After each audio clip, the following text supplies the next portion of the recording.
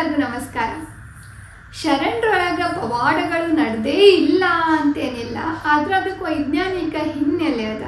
ಆದರೂ ನಾವು ಕೆಲವು ನಾಟಕಗಳೊಳಗ ಶರಣರ ಕುರಿತು ಕೆಲವಷ್ಟು ಪವಾಡ ಪ್ರಸಂಗಗಳನ್ನು ಕಾಣ್ತೀವಿ. ಅಂಥದ್ರೊಳಗೆ ಇವತ್ತು ನಾನು ಒಂದು ಪವಾಡದ ಬಗ್ಗೆ ಹೇಳ್ತೀನಿ ನಿಮಗೆ. ಯಾರ್ದು ಅಂತಂದ್ರೆ, ಈ ಬಿಜಾಪುರ ಜಿಲ್ಲೆ ಸಿಂದಗಿ ತಾಲೂಕಿನವರು, ಬಿಜಾಪುರ ಜಿಲ್ಲೆಯವರಿಗೆ ಗೊತ್ತಿರ್ತದೆ ಶಿವಣಗಿ ಅಂತ ಹೇಳಿ. ನಾವು ಹೋಗಾಗ ಬರಾಗ ರೋಡ್ ದಂಡಿಗೆ ಒಂದು ಗುಡಿ ಅದ, ಅದು ಯಾರ್ದು ಅಂತ ನಮಗೆ ಗೊತ್ತೇ ಇಲ್ಲ. ಯಾರ್ದದು ಅಂತಂದ್ರೆ ಶಿವಣಗಿಯ ಒಬ್ಬ ಖ್ಯಾತ ಶರಣ ನುಲಿಯ ಚಂದಯ್ಯಂದು. ಬಹುಶಃ ಊರವರಿಗೂ ಗೊತ್ತದೋ ಇಲ್ಲೋ ಗೊತ್ತಿಲ್ಲ. ನಾವು ಶರಣರನ್ನು ಅದೆಷ್ಟು ರೀತಿ ಮರೆತು ಬಿಟ್ಟಿವಿ. ಅವರ ಬಗ್ಗೆ ಜಾಗೃತಿ ಮೂಡಿಸ್ಬೇಕು, ಅವ್ರ ಸ್ಮಾರಕಗಳನ್ನು ಕಟ್ಟಬೇಕು, ಅವ್ರ ಬದುಕನ್ನು ಜನಸಾಮಾನ್ಯರಿಗೆ ತಿಳಿಸ್ಬೇಕು. ಇಲ್ಲಂತಂದ್ರೆ ನಾವು ಅವ್ರ ಬಗ್ಗೆ ತಿಳ್ಕೊಳ್ಳೋದೇ ಇಲ್ಲಲ್ಲ ಅಂತ ನನಗನ್ನಿಸ್ತದೆ. ಇರಲಿ, ಸರ್ಕಾರ ಅದರತ್ತ ಗಮನ ಕೊಡಲಿ, ನುಲಿಯ ಚಂದಯ್ಯನವರನ್ನು ಜನ ಎಲ್ಲ ನೆನೆಯೋ ಹಂಗಾಗಲಿ. ಶಿವಣಗಿ ಒಳಗೆ ಹುಟ್ಟಿದಂತಹ ಒಬ್ಬ ಅಪರೂಪದ ಶರಣ ನುಲಿಯ ಚಂದಯ್ಯನವರು ಏನು ಕಾಯಕ ಮಾಡ್ತಿದ್ರು ಅಂತಂದ್ರೆ, ಹಗ್ಗ ಹೊಸದು ಮಾರ್ತಿದ್ರು. ಅದರಿಂದ ಬಂದ ರೊಕ್ಕದಿಂದ ದಾಸೋಹ ಸೇವೆಯನ್ನು ಮಾಡ್ತಿದ್ರು. ಇವರು ಎಲ್ಲರಂಗೆ ಶರಣರ ಕೀರ್ತಿ ವಾರ್ತೆಯನ್ನು ಕೇಳಿ ಕಲ್ಯಾಣಕ್ಕೆ ಹೋಗ್ತಾರ. ಬಸವಣ್ಣನವರ ಆ ಅನುಭವ ಮಂಟಪದೊಳಗೆ ದಿನಾಲು ಭಾಗಿಯಾಗ್ತಿರ್ತಾರೆ. ಎಲ್ಲ ಶರಣರ ಜೊತೆ ಭಾಳ ಚಂದ ಸಾಮರಸ್ಯದಿಂದಿರ್ತಾರೆ. ತಾವು ತಮ್ಮ ಕೆಲಸ ಹಗ್ಗ ನೇಯೋದು ನುಲಿಯೋದು ಅದನ್ನು ಮಾರ್ಕೊಂಬರೋದು ಮಾಡ್ತಿರ್ತಾರೆ. ಒಂದಿನ ಹೀಗೆ ಹಗ್ಗ ನುಲಿತಿರ್ಬೇಕಾದ್ರೆ ಅವ್ರ ಕೊಳ್ಳಾಗಿನ ಲಿಂಗ ಬಿದ್ದು ಹೋಗ್ಬಿಡ್ತದಂತ. ಆವಾಗ ಅವರು ನೋಡಿದ್ರು ನೋಡ್ಲಾರ್ದಂಗೆ ಯಾರ್ದು ತಮ್ಮ ಕೆಲಸ ಆಗಿಂದ ಹೊಂಟು ಬಿಡ್ತಾರಂತ. ಅವಾಗ ಲಿಂಗಕ್ಕೆ ಗಾಬರಿ ಆಗ್ತದತ್ತ. ಅಲ್ಲ ಚಂದಯ್ಯ, ನಾನು ಬರ್ತೀನಿ ನಿಂದ್ರು ಅಂತದತ್ತ. ಅವಾಗ ನುಲಿಯ ಚಂದಯ್ಯನವ್ರು ಹೇಳ್ತಾರತ್ತ, ಅಲ್ಲಪ್ಪ ಲಿಂಗಯ್ಯ, ಮತ್ತು ಬಿದ್ದ್ಯಾಕ ಈಗ ಬರ್ತೀನಿ ಯಾಕಂತಿ, ಅಲ್ಲೇ ಇರು, ನನಗೇನು ನೀ ಬೇಕಾಗಿಲ್ಲ, ನಾ ಹೋಗ್ತೀನಿ ಅಂಥೇಳಿ ಅವರು ಲಿಂಗಕ್ಕೆ ಬಿಟ್ಟು ಹೊಂಟು ಬಿಡ್ತಾರಂತ. ಅವಾಗ ಲಿಂಗ, ಇಲ್ಲ ನೀವು ಅಲ್ಲಂದ್ರೂ ನಾ ಬಿಡುವುದಿಲ್ಲ, ನಾನು ನಿನ್ನ ಜೊತೆ ಬರೋನೇ, ನಾನು ನಿನ್ನ ಲಿಂಗ ಅದೀನಿ ಅಂತದತ್ತ. ಅಲ್ಲದೊಂದ್ಸಲ ನನ್ನನ್ನು ಬಿಟ್ಟು ಅಂದಮೇಲೆ ಮುಗೀತು, ವಾಪಸ್ ನಾನು ನಿನಗೆ ತಗೊಳ್ಳೋದಿಲ್ಲ, ನೀ ಬೇಡ ನನಗ ಅಂತ ಚಂದಯ್ಯನವರು. ಈಗ ಲಿಂಗಯ್ಯಗೆ ಯಾಕರೆ ಬಿದ್ನಪ್ಪ ಅನ್ನೋ ಹಂಗಾಗಿ ಸೀದಾ ಓಡಿ ಮಡಿವಾಳ ಮಾಚಿ ದೇವಯ್ಯನವ್ರ ಹತ್ರ ಹೋಗ್ತದಂತ. ಇಲ್ಲ, ಹಿಂಗೆ ಕೆಲಸ ಮಾಡೋ ಮುಂದಾಗ ನಾ ಚಂದಯ್ಯನ ಕೊಳ್ಳಾಗಿನ ಬಿದ್ದುಬಿಟ್ಟೆ, ಈಗ ವಾಪಸ್ ಅವ ನನಗೆ ತಗೊಳ್ಳಲ್ಲಾಗ್ಯಾನ, ಏನು ಮಾಡಲಿ ಅಂತಂದ್ರು. ಅವಾಗ ಮಡಿವಾಳ ಮಾಚಯ್ಯನವ್ರು ಬಂದು ನುಲಿಯ ಚಂದಯ್ಯನವ್ರಿಗೆ, ಹಂಗ್ಯಾಕೆ ಮಾಡ್ತಿ, ಲಿಂಗನೇ ಜಂಗಮ ಸೇವೆ ಮಾಡ್ಲಿಕ್ಕೆ ಅವಕಾಶ ಮಾಡಿಕೊಡ್ತದ, ಲಿಂಗ ಬೇಕು ನಮಗೆ, ತಗೋ, ಹಂಗೆ ಮಾಡಬಾರ್ದು ಅಂತ ಹೇಳ್ತಾರಂತ. ಆವಾಗ ನುಲಿಯ ಚಂದಯ್ಯನವರು, ಇಲ್ಲ ನನಗೆ ಬೇಡ, ಒಲ್ಲತ್ತು ಬಿಟ್ಟು ಹೋಗ್ಯಾನ ಅಂದಮೇಲೆ ಮುಗೀತು, ನನಗೆ ಬೇಕಾಗಿಲ್ಲ, ಅದಕ್ಕೆ ಆ ತಪ್ಪಿಗೆ ನಾ ಪ್ರಾಯಶ್ಚಿತ್ತವಾಗಿ ಏನು ಮಾಡಲಿ ಅಂತ ಲಿಂಗಯ್ಯ ಕೇಳ್ತಾನಂತ. ಸರಿ ಇರಲಿ ಬಿಡು, ಮಡಿವಾಳ ಮಾಚಯ್ಯನವರು ಇಬ್ಬರಿಗೂ ಸಮಾಧಾನ ಮಾಡಿ ಲಿಂಗಯ್ಯಗೆ ಒಂದು ಕೆಲಸ ಹೇಳ್ತಾರಂತ. ನೀನು ಜಂಗಮ ಸೇವೆ ನನಗೆ ಜಂಗಮ ಸೇವೆ ಮಾಡೋಕ್ಕೆ ಪುರ್ಸೊತ್ತಿಲ್ಲ, ಈ ಲಿಂಗದ ಸೇವೆ ಎಲ್ಲಿ ಮಾಡಲಿ ಅಂದಿರ್ತಾರೆ ನುಲಿಯ ಚಂದಯ್ಯನವರು. ಅದಕ್ಕೆ ಲಿಂಗನು, ನಾನು ಜಂಗಮ ಸೇವೆನೇ ಮಾಡ್ತೀನಪ್ಪ, ನನ್ನ ಸೇವೆ ನೀ ಮಾಡೋದು ಬೇಡ ಅಂಥೇಳಿ ಅವ್ರದ್ದು ಆ ಹಗ್ಗದ ಹೊರೆಯನ್ನು ತಲೆ ಮೇಲೆ ಹೊತ್ಕೊಂಡು ಹೋಗ್ತದಂತ.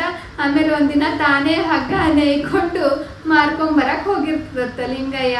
ಇನ್ನು ಚಂದಯ್ಯ ಕ್ಷಮಿಸ್ಬೇಕಲ್ಲ, ಆದ್ರೆ ಹಗ್ಗ ಹೊಸಿಯೋದು ಮಾತ್ರ ಲಿಂಗಯ್ಯಗೆ ಗೊತ್ತಿರುವುದಿಲ್ಲ, ಅದು ನೀಟಾಗಿರುವುದಿಲ್ಲ, ಎಕಡ್ರೆ ಆಗ್ಬಿಟ್ಟಿರ್ತದೆ. ಹೀಗಾಗಿ ಸಂತ್ಯಾಗ ಯಾರು ಹಗ್ಗ ತಗೊಳ್ಳೋದಿಲ್ಲ. ಏನು ಮಾಡ್ಬೇಕು ಈಗ, ಹಾಗೆ ಹೋದ್ರೆ ಚಂದಯ್ಯ ಜಂಗಮ ಸೇವೆ ಮಾಡಾಕ ರೊಕ್ಕಿಲ್ಲ ಆದಂಗೆ ಆಗ್ತದೆ, ಈ ಹಗ್ಗರೆ ಯಾರು ತೋಳಲ್ಲಾಗ್ಯಾರ ಅಂಥೇಳಿ ಲಿಂಗಯ್ಯ ಸೀದಾ ಬಸವಣ್ಣವ್ರ ಬಳಿ ಹೋಗ್ತಾನಂತ. ಅವಾಗ ಬಸವಣ್ಣವ್ರು ಎಲ್ಲ ಪರಿಸ್ಥಿತಿ ಅರ್ಥ ಮಾಡಿಕೊಂಡು 1000 ಹೊನ್ನಿಗೆ ಆ ಹಗ್ಗನ ತೋತಾರತ್ತ. 1000 ಹೊನ್ನನ್ನು ತೊಗೊಂಡು ಲಿಂಗಯ್ಯ ಚಂದಯ್ಯನವ್ರ ಬಳಿ ಬರ್ತದತ್ತ. ಆವಾಗ ಚಂದಯ್ಯನವ್ರು, ನಾವು ನೀವು ಆಗಿದ್ರೆ ಏನು ಮಾಡ್ತಿದ್ವಿ, ಭಾಳ ರೊಕ್ಕ ಬಂದವ, ಚಲೋ ಆಯಿತು ಅಂತಿದ್ವಿ. ಚಂದಯ್ಯನವರು, ನೀನು ಮಾಡಿದ ಹಗ್ಗ 1 ಹೊನ್ನಿಗೆ ಮಾರುವಂಥದ್ದಾಗಿತ್ತದು, ಅದಕ್ಕೆ ಯಾರು 1000 ಹೊನ್ನು ಕೊಟ್ಟರು, ನಾವೇನು ಕೆಲಸ ಮಾಡಿರ್ತೀವಿ ಅದಕ್ಕೆ ತಕ್ಕ ಫಲ ಸಿಗಬೇಕು, ಹೋಗು ಒಂದು ಹೊನ್ನು ತಗೊಂಬ ಹೋಗೋದು ವಾಪಸ್ ಕಳಿಸಿದ್ರಂತ. ಮತ್ತು ಲಿಂಗಯ್ಯ ವಾಪಸ್ ಬಸವಣ್ಣವ್ರ ಹತ್ರ ಹೋಗಿ 1000 ಹೊನ್ನನ್ನು ವಾಪಸ್ ಕೊಟ್ಟು 1 ಹೊನ್ನನ್ನು ಇಸ್ಕೊಂಬಂದು ಚಂದಯ್ಯನಿಗೆ ಕೊಡ್ತಂತೆ. ಅವಾಗ 1 ಹೊನ್ನಿನೊಳಗೆ ಅವರು ಅವತ್ತಿನ ದಾಸೋಹ ಸೇವೆಯನ್ನು ಬಂದಂಥ ಜಂಗಮರಿಗೆಲ್ಲರಿಗೂ ಮಾಡಿದ್ರಂತ. ನನಗೆ ಲಿಂಗ ಸೇವೆಗಿನ ನನ್ನ ಕಾಯಕ ಮುಖ್ಯ. ಕಾಯಕ ಸತ್ಯಶುದ್ಧ ಕಾಯಕದಿಂದ ನಿಷ್ಠೆಯಿಂದ ನೀತಿಯುತವಾಗಿ ಬಂದಂಥ ಹಣ ಮುಖ್ಯ. ಆ ಹಣದೊಳಗೆ ಮಾಡುವ ಜಂಗಮ ಸೇವೆ ಮಾತ್ರ ಶಿವನಿಗೆ ಸಲ್ತದ ಅನ್ನೋದನ್ನು ನುಲಿಯ ಚಂದಯ್ಯನವರು ತಮ್ಮ ವಚನದಾಗ ಭಾಳ ಚಂದ ಹೇಳ್ತಾರೆ. ವಚನ ಹಿಂಗದ, ಓದ್ತೀನಿ ಕೇಳ್ರಿ. ಶ್ರಾವಣ ವಚನ ವಾಚನ ದಿನ 20. ಕಂದಿಸಿ ಕುಂದಿಸಿ ಬಂಧಿಸಿ ಕಂಡವರ ಬೇಡಿ ತಂದು ಜಂಗಮಕ್ಕೆ ಮಾಡಿಹೆನೆಂಬ ದಂದುಗ ದೋಗರ ಲಿಂಗಕ್ಕೆ ನೈವೇದ್ಯ ಸಲ್ಲ. ತನು ಕರಗಿ ಮನ ಬಳಲಿ ಬಂದ ಚರದ ಅನುವರಿತು ಸಂದಿಲ್ಲದೆ ಸಂಶಯವಿಲ್ಲದೆ ಜಂಗಮ ಲಿಂಗಕ್ಕೆ ದಾಸೋಹವ ಮಾಡುವುದೇ ಮಾಟ.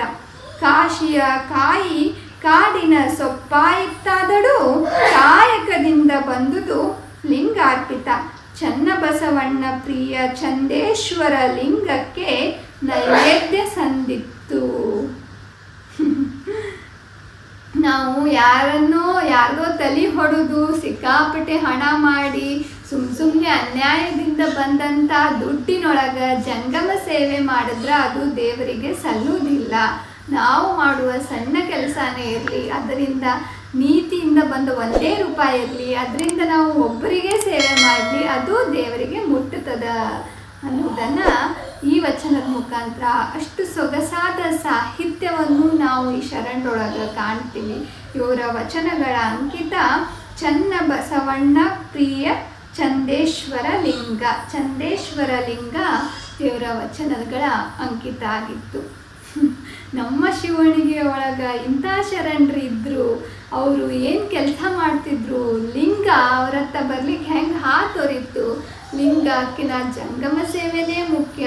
ಸದಾ ಸೇವೆ ಮಾಡೋಕ್ಕೆ ಸಮಯ ಸಾಗೋದಿಲ್ಲ ಆಗ್ಯದ. ಲಿಂಗ ಪೂಜೆ ನನಗೆ ಬೇಡ, ನೀನೇ ಹೊಲಕ್ಕೆ ಬಿಟ್ಟು ಹೋಗಿ ಅಂದಮೇಲೆ ಹೋಗ್ಬಿಡು ಅಂತ ಹೇಳಿ ಲಿಂಗಕ್ಕೆ ಸವಾಲು ಹಾಕಿದಂಥ, ಲಿಂಗದ ಕೈಯಿಂದ ಸೇವೆ ಮಾಡಿಸಿಕೊಂಡ ಶರಣ ನುಲಿಯ ಚಂದಯ್ಯ ಅಂಥೇಳಿ ಸಾಕಷ್ಟು ಶರಣರು ತಮ್ಮ ವಚನಗಳೊಳಗೆ ಬರ್ಕೊಂಡಾರ.